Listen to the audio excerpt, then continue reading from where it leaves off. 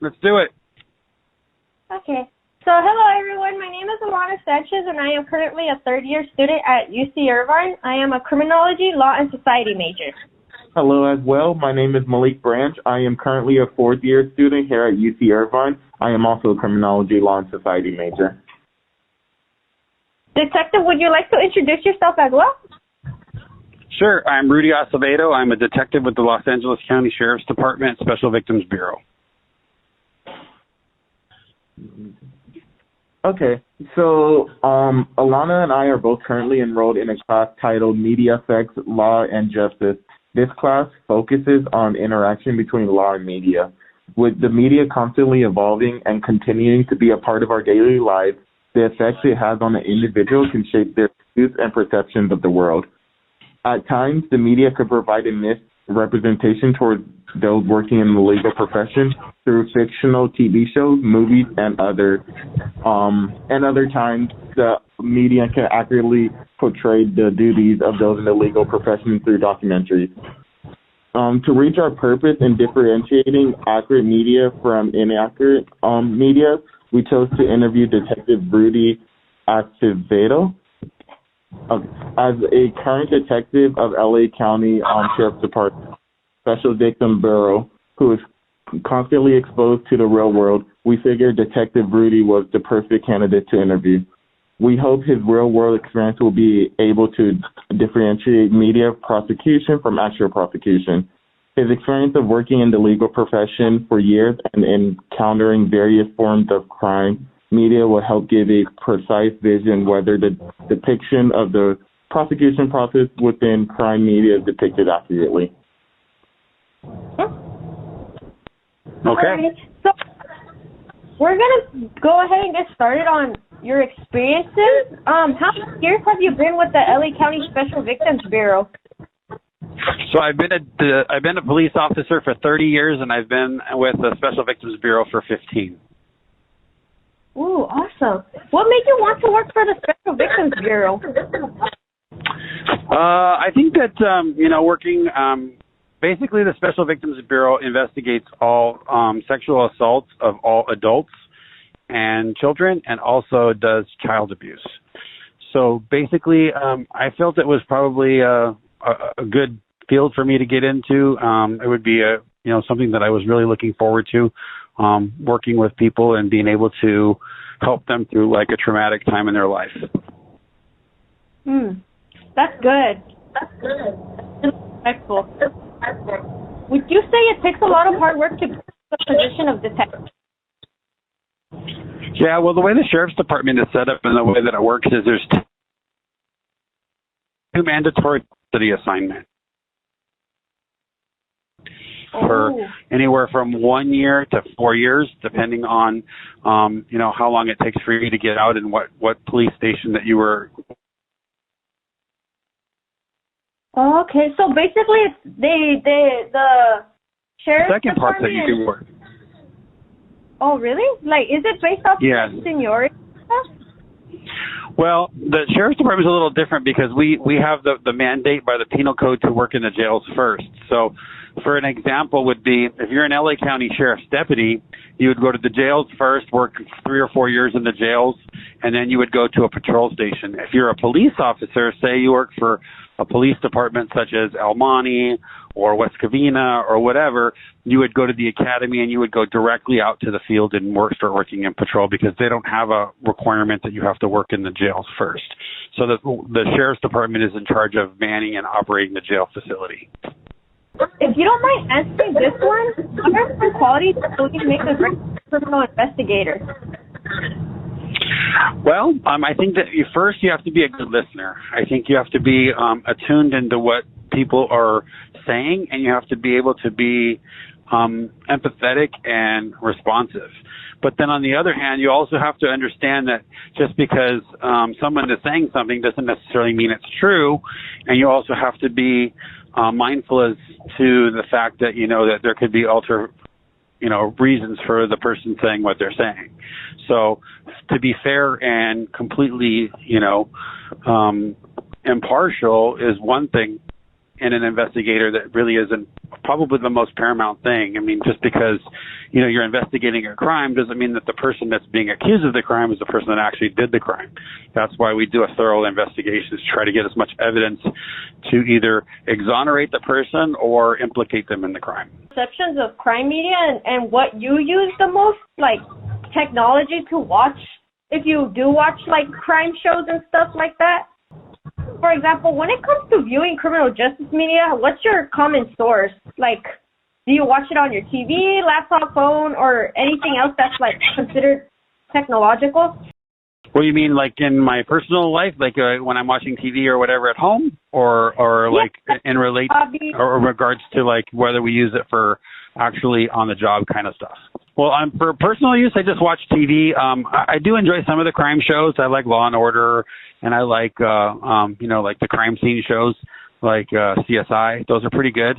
As far as like us actually using anything that's from the crime scene shows or using it in any way to affect or just affect our cases or affect the way we investigate something, we never do that.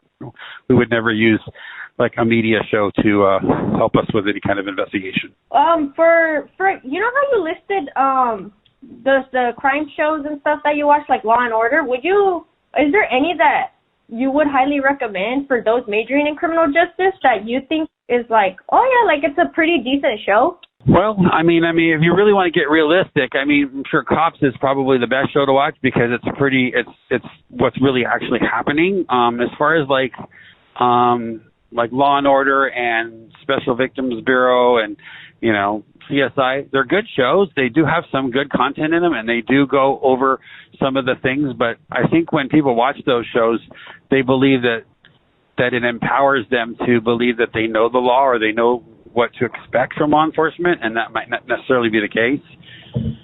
So I think that when we run into that issue, it's probably when it comes down to maybe say a trial, and then you get 12 people from the community, which would be jurors, and jurors come in and, they expect to see certain evidence in a case because they see it on TV.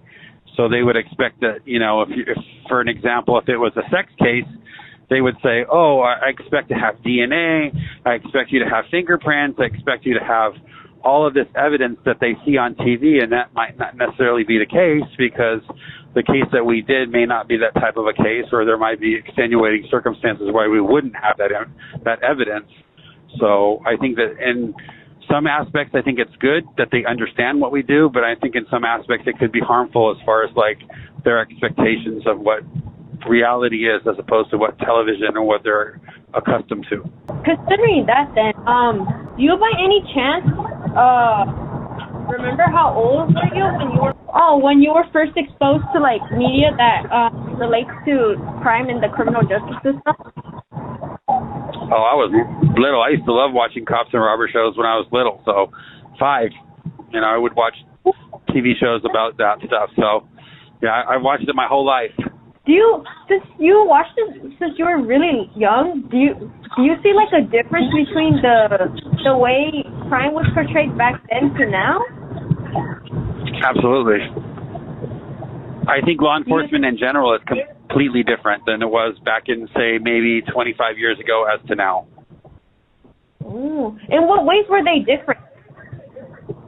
Well, obviously with the advent of social media, there's so many different things nowadays that law enforcement has to deal with that they didn't have to deal with before. I can give you a few examples. Well, in my line of work, with the internet and the fact that people can send and receive emails and messages and everybody has a cell phone and has the ability to take a photograph of whatever they want, whenever they want, or record a video.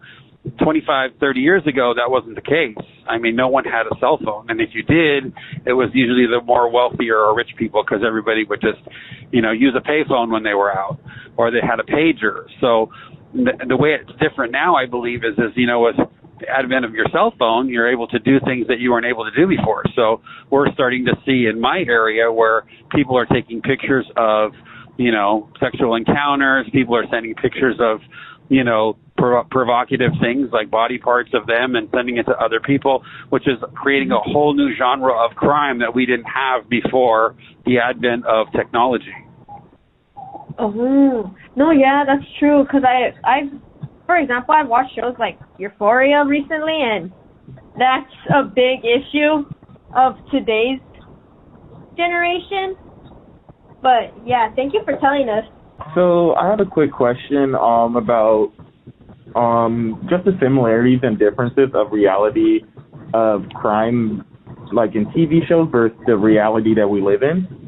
So can you possibly give us like just one example of how media show crime regards to prosecutions are similar or how they're different? I think there's a lot of examples, but I think that one of the glaring ones is obviously, in a TV show, they have an hour to show you what occurs. So I think that their timeline is very sped up. So, you'll see an investigator in a TV show get a case. They do a couple of quick interviews and investigations, and then they're in the courtroom, and then they're doing their court drama for a few minutes, and then all of a sudden there's a verdict. So people, I think in general, when they deal with law enforcement, they feel it's supposed to go that way. And the reality of it is that there's a lot of cases that an investigator may have, and he has to divide his time up between all of those cases. And then also interviewing people is very difficult too. I mean, if you think about everyone's schedule just to meet up to do this interview today, we had to do a lot of like pre-planning as to who would be available when and all of that. It's the same when an investigator is trying to get a hold of, witnesses or people that want to talk, and sometimes people don't want to talk, and then we have to track them down. So I think the length of time for an investigation is sometimes can be months and even years, depending on how lengthy and complex the case is. Yeah, that makes sense. So at times you would say the content depicted in crime media TV shows, is it realistic or sometimes it's exaggerating? Well, I think that it is realistic in some aspects because obviously, they have advisors that are involved in law enforcement that do give them either ideas or tell them what is appropriate and not appropriate. But I think obviously some of the things that we do as law enforcement or as detectives is not glamorous, like sitting down and spending 2 weeks writing a report or, investigating something that doesn't go anywhere, and all of our dead ends that don't go anywhere. They're not going to depict those because that's not something that someone wants to watch. They want to see, some action. They want to see you find, blood, or they want to see you find the evidence, which we do, which does happen in our job, but it's not, the paramount thing that we do. The paramount thing that we do is a lot of like legwork and basically like tedious report writing and, other things to get, phone calls and things that maybe might not be depicted as something that would be something that you would want to watch when you're watching an action type TV show. Yeah, that makes sense.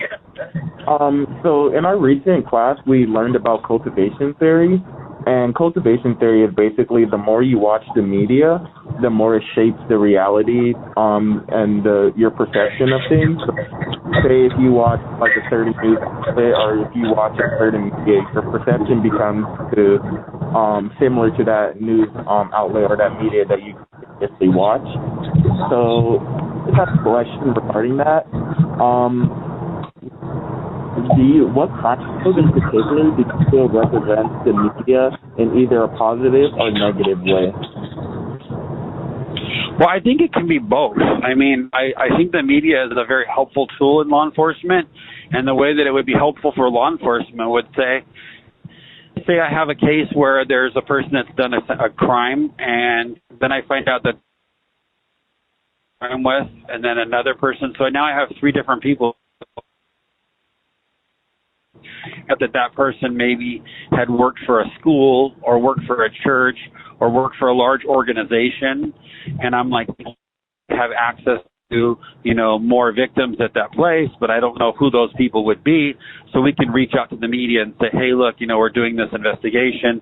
We believe this person may have committed some crimes, and then they would end up putting that person on the news and saying that, the sheriff's department is investigating these crimes. They believe there might be more victims. If you know anything about this crime, please contact them.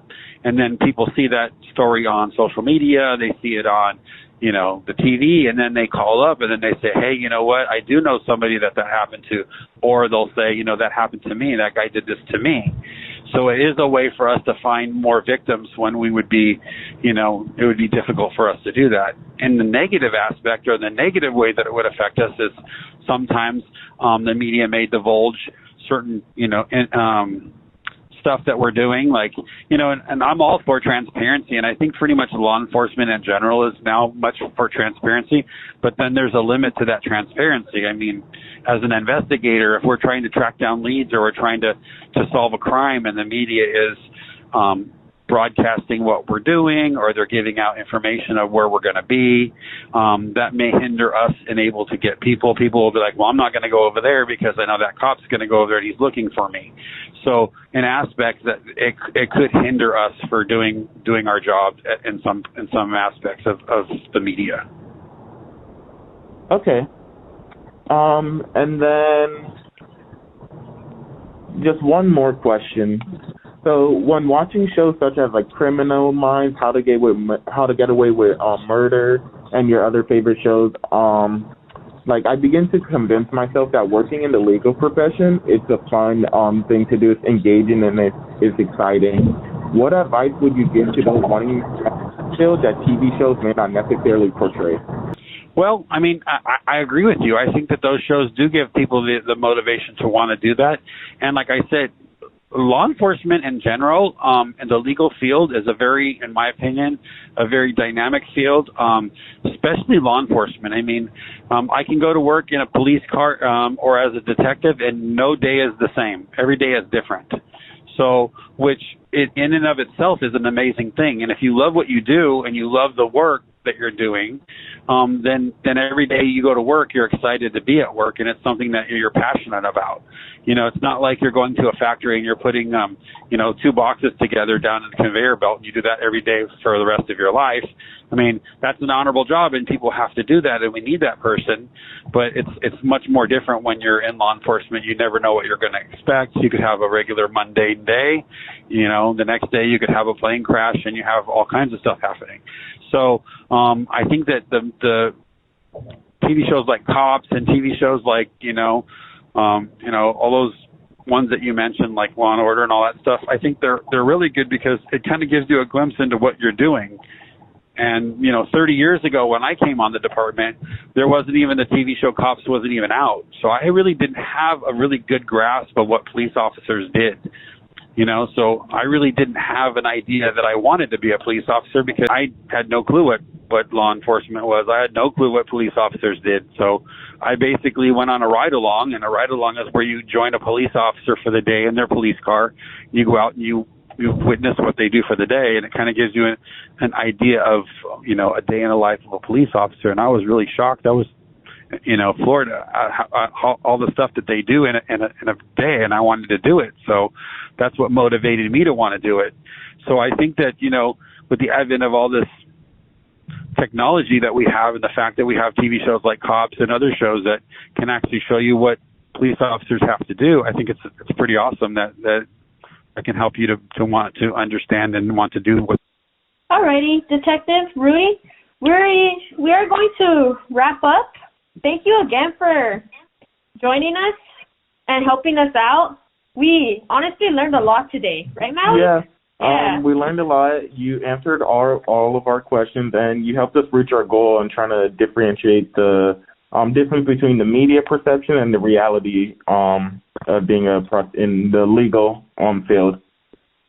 Great. Well, I'm glad I could help out. And if you guys are both ever interested in law enforcement, we always need honorable people to come into the law enforcement profession. So I think that would be a good idea to consider it if you guys are leaning in that direction. I know, Alana, you said you were thinking about maybe becoming a DA or a prosecutor, which is also an honorable profession too, which assists law enforcement in what they're doing. So, those are good honorable jobs, and we need good quality people to do those jobs. Oh, wow. Thank you. Oh, wow. This was a compliment. Oh, that was such a compliment. Thank you, Detective Rudy. No problem. So what you're saying is I'll be seeing you in law school, and you guys will be working alongside me someday, right? Yes. Hopefully, yes. That's the goal. All right. I like it. Yes, that's the goal. Awesome. Alrighty. Well, best of luck to both of you. Thank you. Thank you. Have a nice day, Detective Rudy. See you. All right. See you. Bye.